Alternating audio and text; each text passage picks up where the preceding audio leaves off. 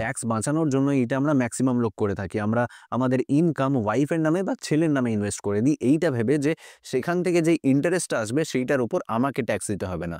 আর তাদের ইনকাম যেহেতু বেসিক এক্সেম্পশন লিমিটের থেকে কম, তাই সেই ইন্টারেস্টটা তাদের ইনকাম হয়ে গেল আর তাদেরকেও কোনো ট্যাক্স দিতে হচ্ছে না। কিন্তু এইটা যদি আপনি ভাবছেন তাহলে আপনি একদম ভুল ভাবছেন। আর আপনি যদি সেই ইন্টারেস্ট ইনকামটার উপর ট্যাক্স দিচ্ছেন না তাহলে কিন্তু যেকোনো দিন আপনার কাছে ইনকাম ট্যাক্সের নোটিশ পর্যন্ত আসতে পারে। ইনকাম ট্যাক্সের সেকশন 64 ক্লাবিং অফ ইনকাম বলে একটা রুল আছে, সেইটা নিয়ে আমি কথা বলবো। কিন্তু তার আগে একটা এক্সাম্পল দেখি। ধরুন আপনার ইনকাম 12 লাখ পার অ্যানাম। এবার আপনার 8 লাখ টাকা বছরে খরচা হয়। এই বাকি 4 লাখ টাকা আপনি ইনভেস্ট করবেন।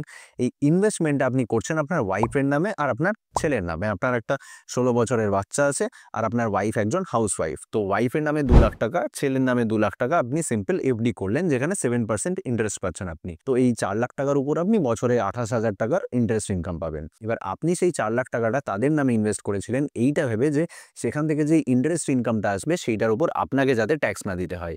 কিন্তু এই 28,000 টাকাটার উপর আপনাকেই ট্যাক্স দিতে হবে। আমি এটা হাজব্যান্ডের পার্সপেক্টিভ থেকে বলছি, কারণ আমার ম্যাক্সিমাম অডিয়েন্সটাই মেল অডিয়েন্স। কিন্তু সেম জিনিসটা যদি ওয়াইফ তার হাজব্যান্ডের নামে ইনভেস্ট করে তাহলেও সেম জিনিসটাই অ্যাপ্লিকেবল। ইনকাম ট্যাক্সের সেকশন 64 এর আন্ডারে এটা বলা আছে যে এরকম ক্লাবিং অফ ইনকাম 3টে কেসে হবে। এক, স্পাউসের নামে যদি ইনভেস্টমেন্ট করা হয়, মানে ওয়াইফ যদি হাজব্যান্ডের নামে ইনভেস্ট করে বা হাজব্যান্ড যদি ওয়াইফের নামে ইনভেস্ট করে, তাহলে সেই ইনভেস্টমেন্টে থেকে যে রিটার্নটা আসবে সেই রিটার্নটা আসলে যার ইনকাম তার ইনকামের সাথেই ক্লাব হয়ে যাবে আর তাকেই সেটার উপর ট্যাক্স দিতে হবে। সেকেন্ড হলো মাইনর চাইল্ড, মানে আপনি যদি আপনার ছেলে যার এখন 18 বছর হয়নি তার নামে ইনভেস্ট করেন তাহলে সেইটা রিটার্নটাও আপনার সাথেই ক্লাব হয়ে যাবে।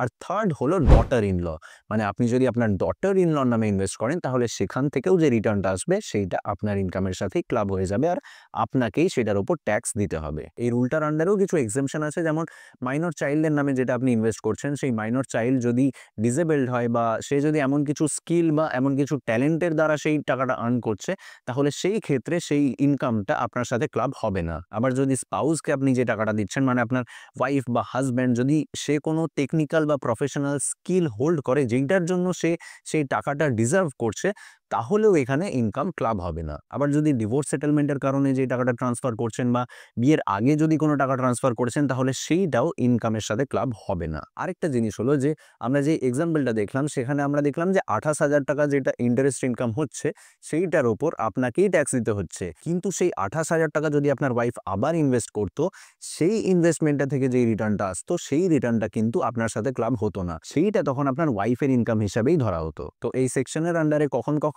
সেই ইনকামটা আপনার সাথে ক্লাব হবে আর কখন হবে না সেটা আপনি জেনে গেলেন। এবার এই ইনকামটা আপনি ডিসক্লোজ করবেন কোথায়? আইটিআর 1 এ কিন্তু এই ইনকামটা আপনি ডিসক্লোজ করতে পারবেন না। সেইটার জন্য আপনাকে আইটিআর 2 বা আইটিআর 3 ফিল করতে হবে। সেখানে সেকশন 64 এর আন্ডারে আপনি এই ইনকামটা ডিসক্লোজ করতে পারবেন। এবার আরো কিভাবে আপনি এই ক্লাবিং অফ ইনকামটাকে অ্যাভয়েড করতে পারেন? আপনি আপনার প্যারেন্টস এর নামে ইনভেস্ট করতে পারেন, তখন সেটাকে গিফট হিসাবে কনসিডার করা হবে। আমার আগের ভিডিওটা যদি আপনি দেখেন তাহলে আপনি বুঝতে পারবেন যে কিভাবে আপনি আপনার প্যারেন্টসকে টাকা গিফট করে আপনার ট্যাক্স বাঁচাতে পারেন। আরেকটা পদ্ধতি হলো আপনি যদি মাইনর চাইল্ডের জায়গায় মেজর চাইল্ডের নামে ইনভেস্ট করেন তখনও সেই ইনকামটা ক্লাব হবে না। বা যদি আপনি পিপিএফ এ ইনভেস্ট করেন আপনার ওয়াইফের নামে হোক বা আপনার ছেলের নামে হোক, পিপিএফ এর ইন্টারেস্ট ইনকামটা কিন্তু ট্যাক্স ফ্রি। তো পিপিএফ এ যদি আপনি ইনভেস্ট করেন তাহলে সেই ইন্টারেস্ট ইনকামটা কিন্তু তখন আপনার ইনকামের সাথে ক্লাব হবে না। তো এই সেকশনের আন্ডারে কখন কখন আপনার ইনকামের সাথে অন্য ইনকাম ক্লাব হয়ে যাবে বা কিভাবে আপনি সেটা অ্যাভয়েড করতে পারেন সেইটা আশা করি আপনি বুঝে গেছেন। তারপরও যদি কোনো কোয়েশ্চেন্স থাকে তাহলে সেটা কমেন্ট করে জানাতে পারেন। এই ভিডিওটা এই পর্যন্তই, দেখা হচ্ছে পরের ভিডিওতে। টাটা।